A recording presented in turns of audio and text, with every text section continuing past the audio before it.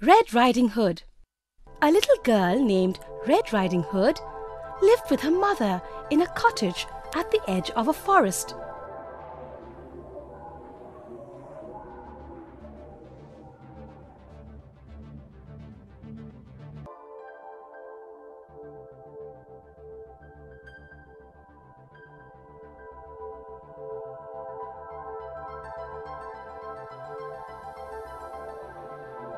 Her father was a woodcutter.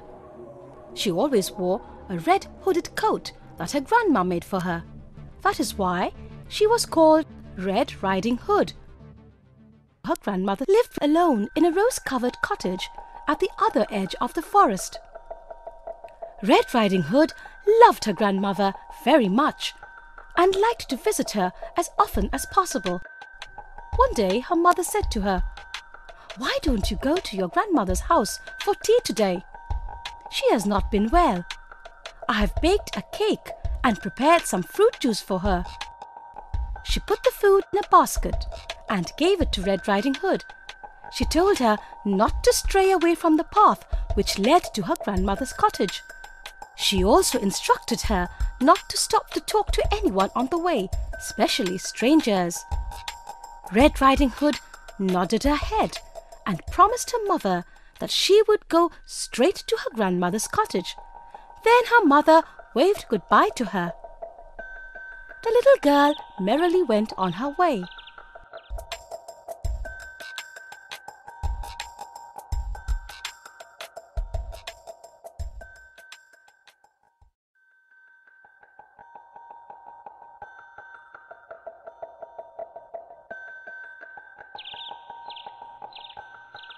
After some time, she met a wolf.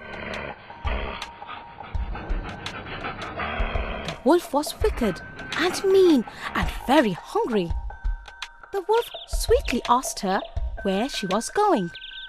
Little Red Riding Hood replied that she was going to visit her grandmother. She also told the wolf about the food she was taking to her. The wolf asked her where her grandmother lived. Little Red Riding Hood told the wolf where the cottage was and even told him how to reach it. The wicked wolf then told the little girl to collect flowers for her grandmother. Red Riding Hood began to collect flowers and the wolf went away. The wolf went towards Red Riding Hood's grandmother's cottage. He said to himself, "Aha! I will eat the old grandmother now and Little Red Riding Hood at lunch." Reaching the cottage, the wolf knocked at the door. The grandmother was an old lady. She could not come to the door. She told the wolf to lift the door latch and come in. Thus, the wolf entered the cottage. Quickly, he jumped on the old lady and ate her up. Gulp! Oh! Now, the wolf shut the door, wore the grandmother's clothes, and lay down on her bed. It hid itself under the bed sheet and waited for Red Riding Hood.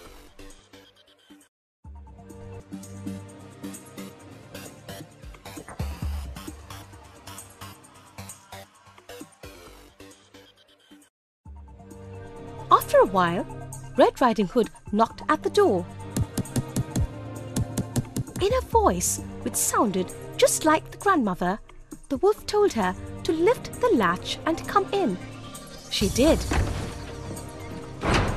Little Red Riding Hood said, "My mother has sent some cake and fruit juice for you, but your voice seems strange. Why are you in bed?" The wolf said, "I am not feeling very well. Come, child, and sit on the bed." Red Riding Hood came near and was surprised to see the way her grandmother looked. She said, "Oh, grandmother, what big eyes you have!" The wolf replied, "It is so that I can see you better." Red Riding Hood then said, What big ears you have!" The wolf replied, It is so that I can hear you better, Red Riding Hood said. What big teeth you have!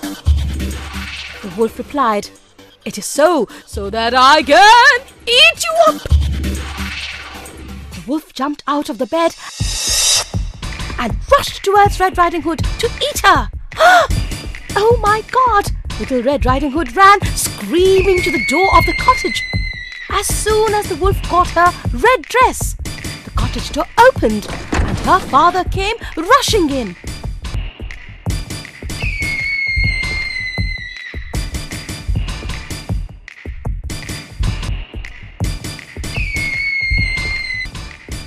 He killed the wolf with his axe. Then he held Red Riding Hood in his arms. She told him, Oh, father, I think the wolf has eaten up dear grandmother. Her father quickly cut the wolf open with a knife and found the old lady inside the wolf's body. As the wolf was greedy, he had just swallowed the grandmother. He had not chewed her. Because of this, she was safe and sound inside the wolf's body. The three of them sat down to enjoy the food that Little Red Riding Hood's mother had packed.